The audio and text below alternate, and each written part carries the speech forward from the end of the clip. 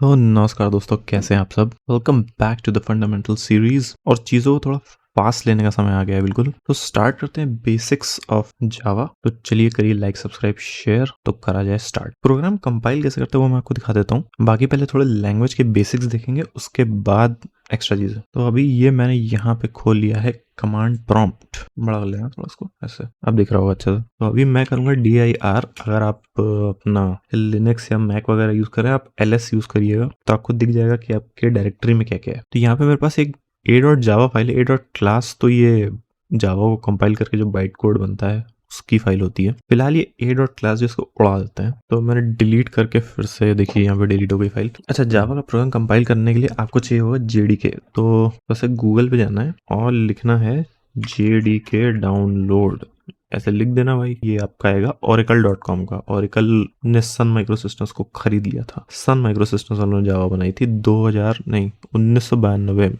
फिर अभी हाल ही में यार, अभी 15-20 साल पहले ओरेकल ने खरीद लिया इन लोग को। तो अभी ये ओरेकल के अंडर आता है, जो तभी जावा का डेवलपमेंट होता है। तो जो भी लेटेस्ट जावा का वो होगा, जैसे अभी JDK 21 सबसे लेटेस्ट स्टेबल रिलीज चल रहा है। तो JDK 21 डाउनलोड कर लीजिएगा। सब दिया हुआ है, जो आपको डाउनलोड करना हो डाउनलोड करके इंस्टॉल कर लेना है। ठीक है, अभी क्या करना है कि मेरे पास जैसे a.java है, इसमें कुछ लिखा होगा, कुछ कोड लिखा होगा। मैं देखता हूँ क्या लिखा है। तो ये देखिए मेरे सर के ऊपर कोड आ गया। इसमें कुछ नहीं, हेलो वर्ल्ड लिखा हुआ है। ये तो आपने देखा ही होगा, हेलो वर्ल्ड तो किताब में। ठीक है, तो जावा के प्रोग्राम कंपाइल करने के लिए एक कमांड होता है जिसको बोलते हैं javac। javac is a script, a shell script in Linux and Mac, and javac is an executable .exe file in Windows. तो ये क्या करता है, आपका जावा का प्रोग्राम कंपाइल करता है। ठीक है, ये प्रोग्राम हो गया कंपाइल। अब कंपाइल कैसे होता है, क्या करता है, this is beyond the scope of अपना ये 12th। काम बहुत सारे होते हैं, शॉर्ट में बताता हूँ क्या होता है। जैसे आपका ये .java वाला कोड है, ठीक है, ये .java का कोड है। तो इसके ऊपर 6 स्टेप्स होते हैं। 6 का अंदाजा बताया मैंने।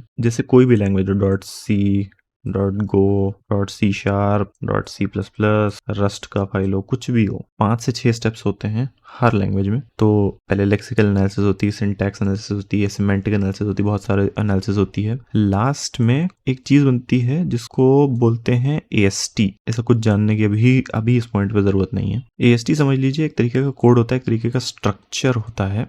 अब अलग अलग लैंग्वेजेस इसको अलग अलग तरीके से इंटरप्रेट करती हैं। सी क्या करेगा, इसको सीधा असेंबली कोड में कन्वर्ट कर देगा, और असेंबली सीधा बाइनरी में। जावा क्या करेगा, इसी AST से वो डॉट क्लास बनाएगा, यानी कि बाइट कोड बनाएगा। अब ये बाइट कोड अपना JVM कन्वर्ट कर देगा बाइनरी में और चला देगा आपके CPU पे। सब डिस्कस कर चुके हैं ये कैसे करता है, ये आपके स्कोप में है, ये आपको पता होना चाहिए। ठीक है, तो ये कुछ कॉमन स्टेप्स होते हैं और यहाँ के बाद से लैंग्वेज स्पेसिफिक होता है। तो यही काम हमने अभी किया है। अब रन करने के लिए कुछ नहीं, जावा नाम का एक बाइनरी एप्लीकेशन होता है जावा, और सीधा लिखेंगे क्लास का नाम। जैसे a.java है, तो इसके अंदर हमने एक फाइल देखी थी, क्लास का नाम था क्लास A।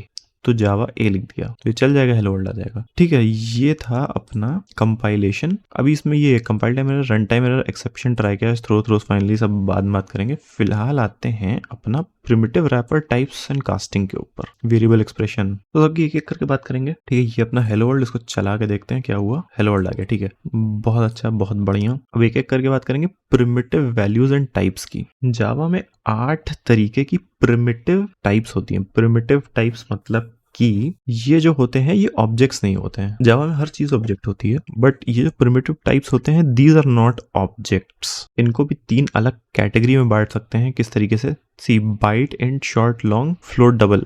ये सब हो गए नंबर। इसमें भी 2 कैटेगरी आप देख सकते हैं। एक होते हैं इंटीजर्स, जो कि मतलब जिसमें डेसिमल पॉइंट्स नहीं होते हैं। फ्लोट डबल में डेसिमल पॉइंट्स होते हैं। बूलियन एक तरीके का बाइनरी वेरिएबल होता है, इसमें ट्रू और फॉल्स सिर्फ 2 वैल्यूज आती हैं। और कैरेक्टर में सिर्फ एक सिंगल कैरेक्टर आता है, कोई भी कैरेक्टर हो सकता है। अब जावा में जितनी भी क्लासेस बनती हैं, इन्हीं प्रिमिटिव टाइप्स को यूज करके बनती हैं। जैसे जावा में स्ट्रिंग एक क्लास है और बनती है वो कैरेक्टर की एरे। जैसे कि सी में कोई भी क्लास तो नहीं होती ना, सी में सिर्फ इतनी ही टाइप्स होती हैं। सी में क्या होता है, अपना आपका सिर्फ और सिर्फ इंट होता है। वो उसके पीछे आप लॉन्ग का प्रीफिक्स लगाते हैं, लॉन्ग का प्रीफिक्स लगाते हैं, तो वो उसकी रेंज बढ़ती जाती है। फिर सी में फ्लोट होता है। सी में तो बूलियन भी नहीं होता। सी में अगर 0 है तो वो बूलियन मतलब फॉल्स हो गया, अगर 1 या फिर कोई भी और वैल्यू है तो फिर वो ट्रू हो गया। कैर होता है सी में, कैरेक्टर की एरे से ही स्ट्रिंग बनती है सी में भी। प्रिमिटिव टाइप्स का मतलब बस इतना कि इनका ऑब्जेक्ट नहीं होता है।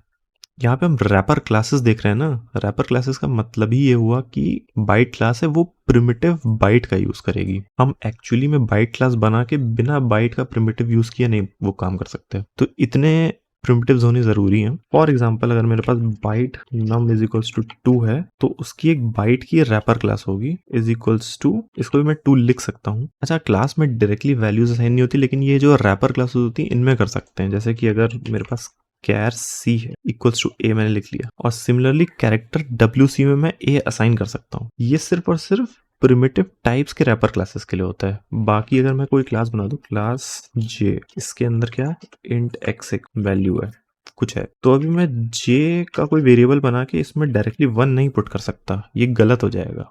ये मुझे कंपाइल टाइम एरर देगा, है ना। अभी इसको मैं कंपाइल करूं तो ये देखो इसने मुझे एरर दिया, type mismatch cannot convert into J. इसके लिए मुझे ये करना पड़ेगा, न्यू जे, पहले जे का ऑब्जेक्ट बनाना पड़ेगा, फिर v.x में डालना पड़ेगा 1, तब जाके चलेगा, है ना। वैसे तो ये भी एक तरीके से गलत है, मैं बताऊं क्यों है, बाद में बात करते हैं उसकी। बट हाँ, अभी बात क्या हो रही है, प्रिमिटिव की जो रैपर क्लास होती है उसमें डायरेक्टली हम प्रिमिटिव की वैल्यू डाल सकते हैं, बाकी किसी में नहीं डाल सकते। तो ये प्रिमिटिव वैल्यूज की बात हो गई और उनकी रैपर क्लासेस की बात हो गई। Corresponding wrapper classes for each primitive type, ये भी बात करी। बाइट का बाइट, इंट का इंटीजर लिखते हैं capital I, then integer, short का शॉर्ट, लॉन्ग का long, and so on and so forth. Char का कैरेक्टर, जैसे अभी देखा था, इसमें लिखा है class is a type of object. तो class is a type of object मतलब यहाँ पे स्कूल में फिर वही अपना पुराना वो बताने लगते हैं कि क्लास एक ब्लूप्रिंट है, उसको देख के ऑब्जेक्ट बनाया जाता है। तो जिस तरीके का ब्लूप्रिंट है उस तरीके का ऑब्जेक्ट बनेगा। कार का ब्लूप्रिंट है तो कार का ऑब्जेक्ट बनेगा। वाह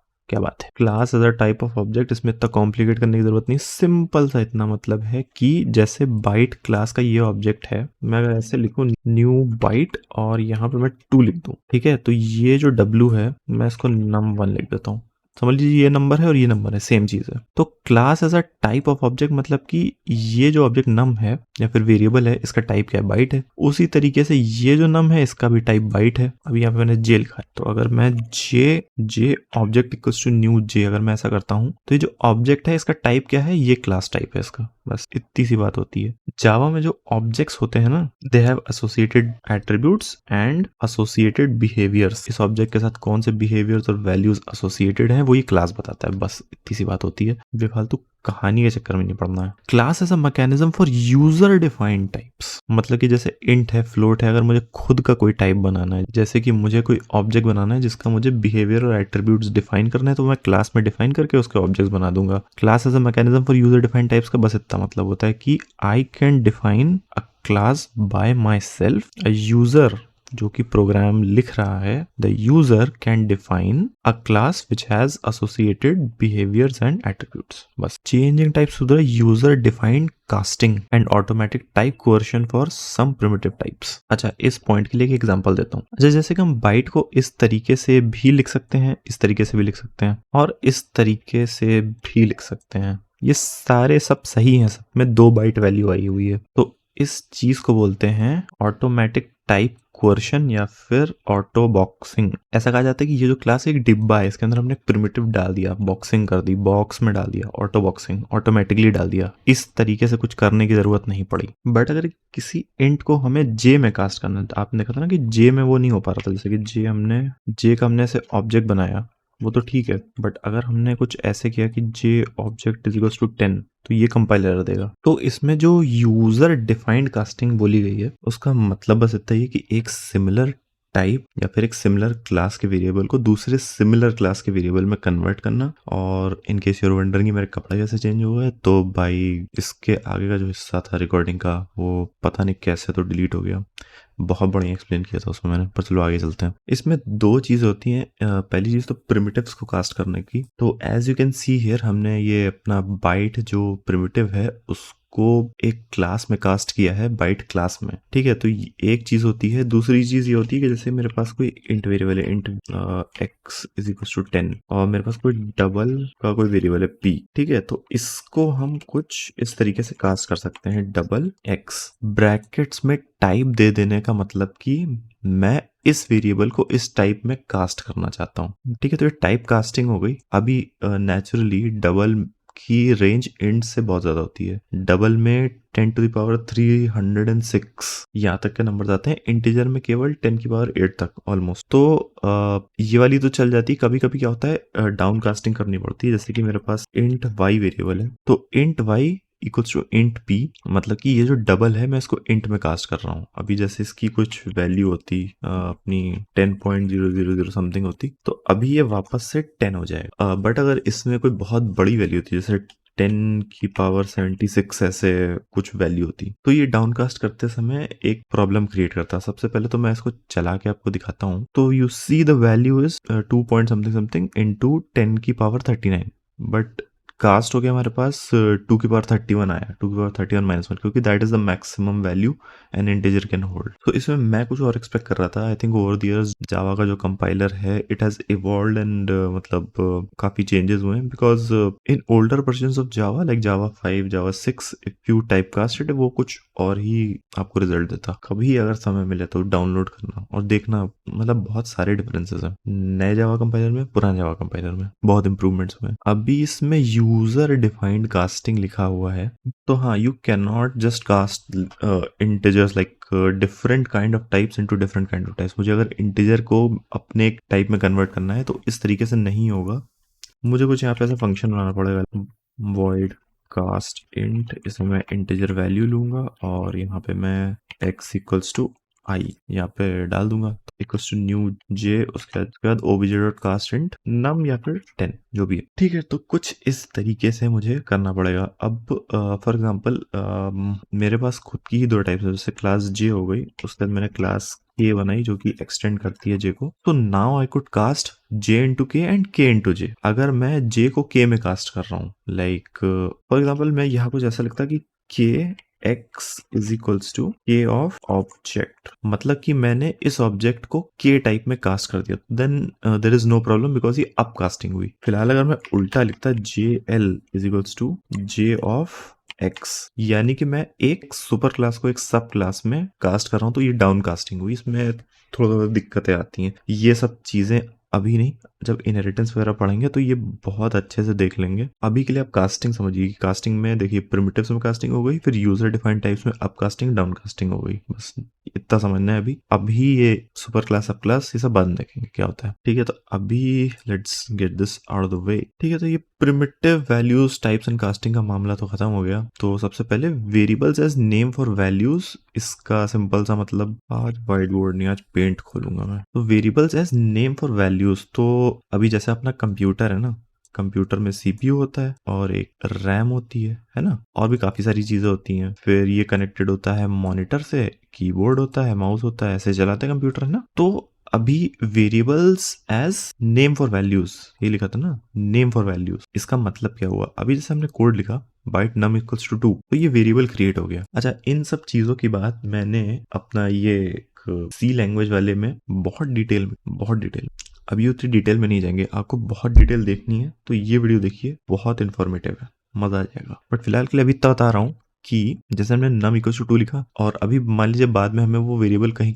प्रोग्राम में यूज करना हुआ, num-1 करना है कहीं पे, तो अभी जावा प्रोग्राम को कैसे पता कि ये किस में से मुझे 1 माइनस करना है? num-1 तो मैंने लिख दिया, लेकिन अब मुझे किस नंबर में से माइनस करना है 1? तो क्या होता है कि अपना जो प्रोग्राम होता है वो रैम में वैल्यू स्टोर कर लेगा। जब हम num इक्वल टू 2 करते हैं ना, तो वो स्टोर कर लेता है, ये रैम है अपनी। तो यहाँ कहीं पे कोई मेमोरी लोकेशन होगी, यहाँ पे उसने 2 स्टोर कर लिया, इसका कुछ नंबर होगा 6 1 2 5 ऐसे करके कुछ बड़ा सा नंबर होगा। और कहीं पे हमारे पास कोई टेबल होगी जो कि हमारा प्रोग्राम देख के समझ रहा होगा कि भाई अगर मुझे बोला गया नम, तो नम कहाँ पे है? 6 1 2 5 इस वाली लोकेशन पे नम। शिट यार, आपको दिख नहीं रहा था, I am very sorry about that. ठीक है, तो कुछ इस तरीके से ये अपनी रैम है, रैम में 2 स्टोर किया, उस मेमोरी लोकेशन का कोई एड्रेस होगा, नंबर होगा, और एक टेबल होगी जैसे कि नम लिखा हुआ है ना, तो ये नम है और नम के आगे वो नंबर लिखा हुआ है 6 1 2 5 वगैरह, जिससे ये पता चले कि ये कहाँ पे है नंबर। तो वहां से 2 उठाएंगे, फिर क्या करना है 2 - 1 कर देना है, तो वो हो जाएगा। इतनी सी बात है। इस स्टेटमेंट का मतलब ही यही हुआ बस। Named constants final. अच्छा हाँ, ये भी एक बात मैंने बताई थी कि ये जो है जावा में इसको लिटरल बोलते हैं। वैसे तो कांस्टेंट होता कांस्टेंट ही है, बोलते लिटरल है। और जावा में कांस्टेंट मतलब कि नेम्ड कांस्टेंट इस चीज को बोलते हैं जैसे फाइनल। मैंने एक वेरिएबल के पीछे अगर फाइनल लगा दिया, इसका मतलब इसकी वैल्यू नहीं चेंज हो सकती। अब अगर मैं इसको num इक्वल्स टू 5 करूंगा तो ये लाइन मुझे एरर देगी, है ना, final local variable num cannot be reassigned. अभी यहाँ से फाइनल हटा दिया तो ये सही चलने लगेगा। सो किसी भी वेरिएबल के पीछे फाइनल लगाना मतलब कि making it a constant and a named constant. Num की वैल्यू हमेशा 2 रहेगी इस पूरे स्कोप में। स्कोप की भी बात आगे करेंगे। एक्सप्रेशन अरिथमेटिक एंड लॉजिकल, तो जावा में एक चीज होती है जिसको बोलते हैं एक्सप्रेशन। जैसे हम रेगुलर लैंग्वेज में बोलते हैं ना, मैथमेटिकल एक्सप्रेशन लिख दिया हमने, x² + 2ab + 3c = 500, ऐसा वही लिख दिया, that is a mathematical expression. तो जावा में भी एक्सप्रेशन होते हैं। एक्सप्रेशन की डेफिनेशन सिर्फ इतनी है कि it is a statement which evaluates to a value.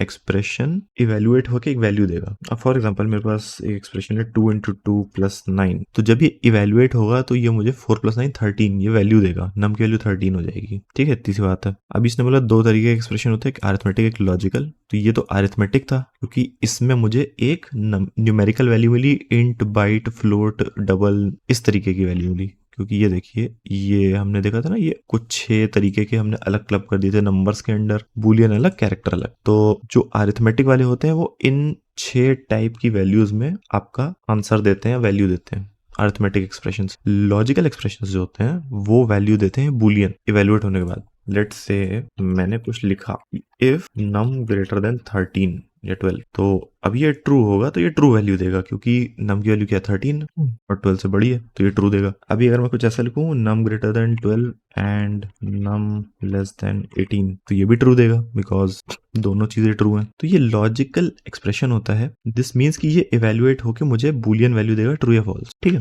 Expression का इवेल्युएशन अगली चीज है। इसमें लिखा है ऑपरेटर, एसोसिएटिविटी, प्रेसिडेंस। तो सब टर्म्स का ये करके मतलब बताता हूँ। इवेल्युएशन मतलब कि सॉल्व करके क्या आंसर आया। एक चीज लिखी थी ऑपरेटर। ऑपरेटर जैसे कि एंड एक ऑपरेटर हो गया, लेस देन एक ऑपरेटर हो गया, चेक कर रहा है कि ये इससे कम है कि नहीं। मल्टीप्लिकेशन एक ऑपरेटर हो गया, मल्टीप्लाई कर देगा। तो ये हो गया अरिथमेटिक ऑपरेटर, ये हो गया लॉजिकल ऑपरेटर। किसी एक्सप्रेशन में अगर कुछ ऐसे ऑपरेटर्स यूज हैं तो वो लॉजिकल एक्सप्रेशन हुआ, अरिथमेटिक ऑपरेटर यूज है तो अरिथमेटिक एक्सप्रेशन हुआ, दोनों यूज हुए हैं तो दोनों होगा। जैसे कि 18 -6। अब ये देख रहा है कि नम इज लेस देन 18 - 6 मतलब 12, ऐसे चेंज कर देता थोड़ा, 18 - 3 मतलब कि 15, तो नम 15 से कम है कि नहीं। तो इसमें अरिथमेटिक भी है, लॉजिकल भी है, तो ये दोनों तरीके का एक्सप्रेशन हुआ। अच्छा, एसोसिएटिविटी। एसोसिएटिविटी कुछ नहीं, मतलब कि लेफ्ट टू राइट या राइट टू लेफ्ट इवेल्युएट होगा। तो फॉर एग्जांपल एक हमारे पास ये ऑपरेटर है स्टार और ये के प्लस है, तो ये सब लेफ्ट टू राइट इवेल्युएट होते हैं। पहले क्या होगा इस एक्सप्रेशन में, पहले 2 × 2 होगा, उसके बाद ये ऐड करेगा 9 में। फॉर एग्जांपल अगर ये प्लस भी होता, सब सेम लेवल के होते, पहले तो मल्टीप्लाई। इसमें एक और चीज है प्रेसिडेंस। प्रेसिडेंस मतलब कि जो ये मल्टीप्लिकेशन है इसकी प्रेसिडेंस ज्यादा है, पहले मल्टीप्लाई हो, चाहे वो लेफ्ट में चाहे राइट में हो, डजेंट मैटर। बट लेट से सेम तरीके के होते हैं तो क्या होता, तो भी जो ये लेफ्ट वाला है, पहले ये 4 होता, 2 + 2 4 हो जाता, उसके बाद 4 ऐड होता 9 में। अब यही चीज कुछ ऐसे लिखी होती कि 9 प्लस इतना, तो पहले 9 + 2 होता, ये पहले 11 हो जाता, फिर ये 2 करके 13 करता है। तो ये हो गई एसोसिएटिविटी। प्रेसिडेंस मैंने आपको जस्ट बताया कि किस ऑर्डर में इवेल्युएट होगा। जैसे कि मेरे पास 9 × 2 + 2 है, तो ये क्या हो जाए, इसकी वैल्यू क्या होगी 18 + 2 20, क्योंकि पहले मल्टीप्लाई होगा। अब फॉर एग्जाम्पल मेरे पास 9 + 2 × 2 है, तो पहले मल्टीप्लाई ही होगा, पहले हो जाएगा 4, फिर होगा +9 मतलब कि 13। ठीक है, तो ये हो गया प्रेसिडेंस। अब यहाँ पे लॉजिकल और अरिथमेटिक में सबसे पहले जितने अरिथमेटिक होंगे, प्लस, मल्टीप्लाई, डिवाइड, जो भी है, सब पहले सब अरिथमेटिक ऑपरेटर्स और सारे अरिथमेटिक एक्सप्रेशंस इवेल्युएट होंगे, उसके बाद ही जाके लॉजिकल एक्सप्रेशंस इवेल्युएट होंगे। तो ये इनका प्रेसिडेंस हो गया, अरिथमेटिक पहले, लॉजिकल बाद में। एक जावा के एक्सप्रेशन में एटलीस्ट एक ऑपरेटर और एक वेरिएबल या लिटरल या प्रिमिटिव कुछ भी होना चाहिए, एटलीस्ट एक ऑपरेटर, एटलीस्ट एक वैल्यू, दो चीजें होनी चाहिए। आप सोचेंगे कि एक वैल्यू पे कैसे वो हो सकता है, तो फॉर एग्जांपल मेरे पास है नॉट ट्रू, तो ये देखिए, ये एक ऑपरेटर नॉट और ये एक वैल्यू ट्रू, नॉट ट्रू मतलब फॉल्स। तो इस तरीके से सिंगल वैल्यू पर भी ऑपरेशन होता है, इसको यूनरी ऑपरेटर बोलते हैं, मतलब कि ये एक ही सिर्फ और सिर्फ एक वैल्यू पे काम करेगा। प्लस जैसे वो बाइनरी ऑपरेटर है, वो 2 वैल्यूज पे काम करेगा। ठीक है, तो ये बात हो गई इनके इवेल्युएशन की, ऑपरेटर, एसोसिएटिविटी एंड प्रेसिडेंस की। असाइनमेंट ऑपरेशन, अच्छा हाँ, ये जो इक्वल टू, ये भी एक ऑपरेटर होता है। ये क्या करता है, इधर की जो वैल्यू होती है ये इधर लेफ्ट में पहुंचा देता है, ठीक है, इतनी सी बात है और कुछ नहीं। ये भी, इसको भी एक ऑपरेटर बोलते हैं, इक्वल टू को, सिंगल इक्वल टू को। अब इसमें लिखा है difference between left hand and right hand side of assignment, कुछ नहीं होता, फालतू में एक लाइन लिख दी है बढ़ाने के लिए काम। लेफ्ट साइड जो होता है वो होता है डेस्टिनेशन, राइट साइड होता है सोर्स, क्योंकि जो राइट में वैल्यू होगी वो ही लेफ्ट में डाल देता है असाइनमेंट ऑपरेटर, ठीक है। तो बस भाई इतनी सी बात है। लेफ्ट में डेस्टिनेशन होती है, बताते कि कहाँ किस मेमोरी लोकेशन पे जाके वैल्यू डालनी है, और ये जो होती है ये एक्चुअल वैल्यू होती है जो कि हमें पेस्ट करनी है। फिर लिखा है library functions for solving expressions में be used as and when required. इसका भी बहुत सिंपल सा मतलब है कि अगर मुझे double t s equals to 2 का स्क्वायर लेना है तो मुझे 2 इंटू 2 करने की जरूरत नहीं है, मैं ऐसे कर सकता हूँ double t s two is equals to math dot power 2, 2 ऐसे स्क्वायर ले सकता हूँ मैं, ठीक है। इतनी सी बात है बस। तो अभी के लिए इतना ही, आ जाते हैं वापस। तो thank you so much for watching this video. Comment जरूर करना, मुझे पता नहीं चलता कौन देख रहा है कौन नहीं। तो अभी क्या करेंगे, जल्दी जल्दी से जावा का सिंटैक्स वाला हिस्सा खत्म कर लेंगे, और मैं आपको बताऊं the best way to learn a language is through practice. और किस तरीके से प्रैक्टिस करनी है ये भी मैं आपको बताऊंगा, इस पे भी एक वीडियो आएगा। और जो प्रैक्टिस का मेरा तरीका है जो मैं आपको बताऊंगा, बहुत इजी है, और उससे जो भी आपको सामने क्वेश्चन दिया है ना वो तुरंत सॉल्व हो जाएगा बिना किसी की हेल्प के। कुछ वो एआई और जेमिनी वमनी कुछ हेल्प नहीं लेनी, खुद ही आप एकदम फास्ट फास्ट प्रॉब्लम सॉल्व करने लगोगे। जो भी क्वेश्चन सामने लिखा है तुरंत सॉल्व कर लोगे, ठीक है। तो जल्दी जल्दी जावा के सिंटैक्स वाला काम खत्म करके चलते हैं और एडवांस चीज़ों पे, जैसे कि फाइल इनपुट आउटपुट, फिर डेटा स्ट्रक्चर्स और एल्गोरिथम्स वगैरह, जो भी डेटा स्ट्रक्चर्स दिए हमारे पास, लिंक लिस्ट, ट्रीज वगैरह, इनकी बात करेंगे। और बहुत बेसिक लेवल पे बहुत डीप में बात करेंगे, जिससे कि आगे अगर आप कंप्यूटर साइंस परसू करने का सोच रहे हैं 12th के बाद, तो आपको लेवल 2 साल तो कोई दिक्कत होगी नहीं। 2 साल में जितने सब्जेक्ट आएंगे सब आप ऐसे ही निकाल दोगे कि अबे यार कोई कुछ नहीं करना इसमें, ठीक है भाई। अपना फिर चलते हैं, तब तक के लिए स्वस्थ रहें, सुखी रहें, और बाय बाय।